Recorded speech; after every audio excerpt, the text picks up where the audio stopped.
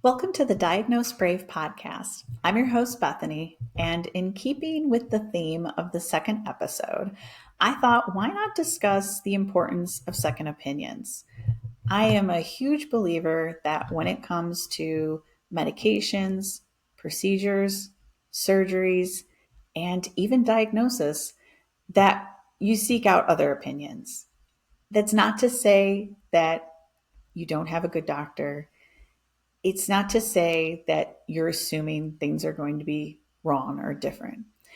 There's a sense of certainty when you feel comfortable with what's happening with your medical care.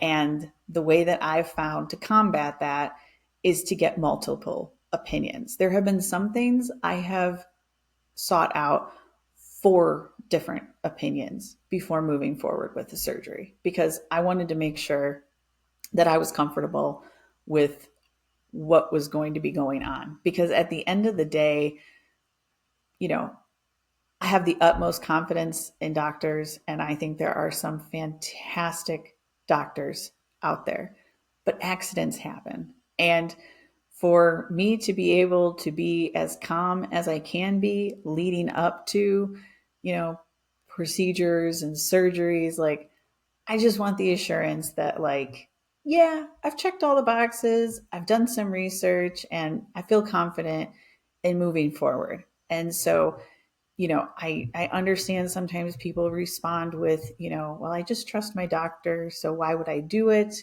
And again, it's nothing bad to say about your doctor.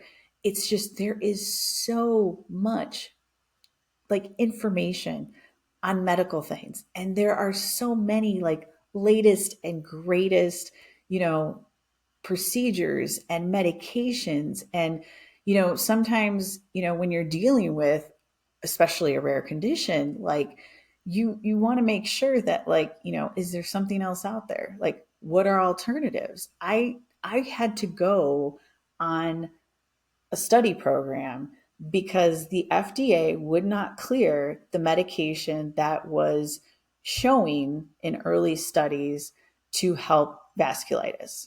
So they said, no, it's not going to be approved. We're still in the testing phasing of it. So I was able to find the research program and drive the 6 hours to go get the treatment because I ran out of options. I tried a lot of different chemotherapy medicine. And for whatever reason, they didn't work. So I had to think outside of the box and I had to go outside of my state to do so. So when it comes to things that happen medically, like I just think it's super important to feel confident in what's going to be happening to you.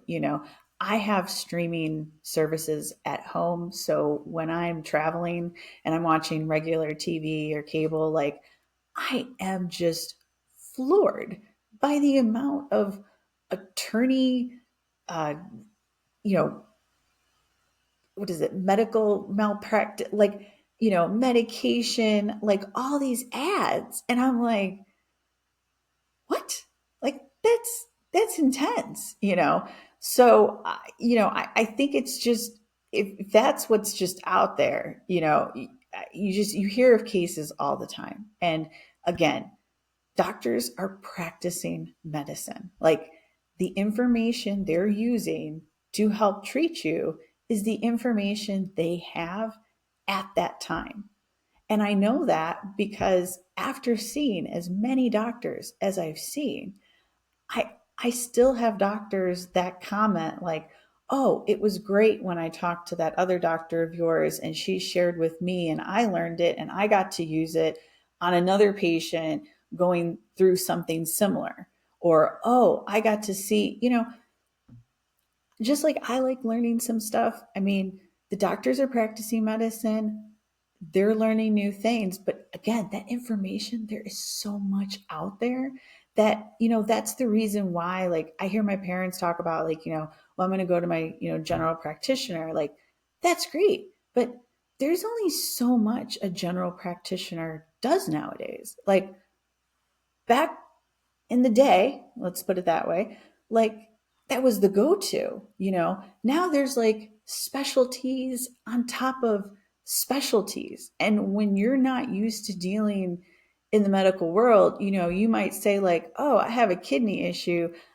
I need to go see, nephrologist. Okay, let me go, call somebody associated with my insurance. But what kind of kidney issue do you have? Like, what what condition does it fall into? Because there are nephrologists that have specialties among them. And I've gone to a doctor's appointment and I meet with the doctor and I start talking and they're like, I am so sorry, but the scheduler like should have told you, like, yeah, I'm an endocrinologist and I deal with the thyroid, but this is what I do with the thyroid. So I, I did talk to my associate and, you know, they're free and we're going to bring them in to talk to you real quick, but you should have been put with them because, that's the type and part of the thyroid that they deal with. Like, well, I mean, I just called the thyroid doctor because, my other doctor told me that I needed to go see them. Like, I didn't know there were these specialties on top of specialties and who does what. So, again, another reason for this platform is to share some of that information because I mean, it was something new I learned, like we just continue to learn about the medical field, just like doctors continually learn about the medical field. And, let's be honest, like back in 2008, when I was diagnosed, to how they're treating people and what I learned about at the conference that they had last year in 2023, like next level stuff. Because since then, in those 16 years, like all this new medication, all these new therapies, more stats to be able to, notice things that other doctors didn't know was part of this condition because, again, like it's super rare. So even if you don't have super rare, even if you're just dealing with, something that maybe 1 in 50 people have, again, like just doing your due diligence and just, go to your doctor, they tell you you have X, Y, and Z. Okay, thanks. Like, if you can call the insurance and find out, even with an HMO, like you could still possibly see a provider in the same office. And, you know, is that a little bit uncomfortable? I'll be honest. It was a little bit uncomfortable when I had to do it. And I was in the waiting room and the first doctor like walked by and we made eye contact. And I was just like, I wonder how this is going to go.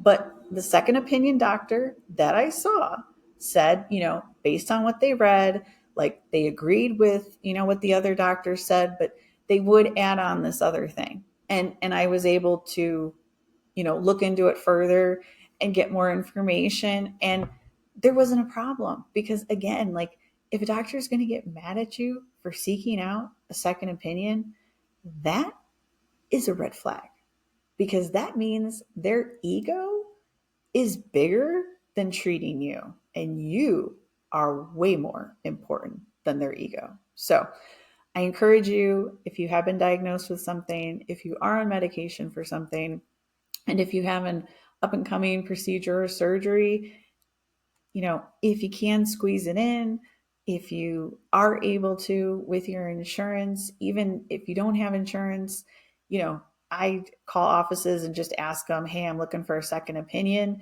And I've had some that are like, yeah, if you want to send us your history, we'll look at it and we won't charge you, the office visit. We'll, look at it and just, work something out in a sense. So it's worth asking. The worst thing is no.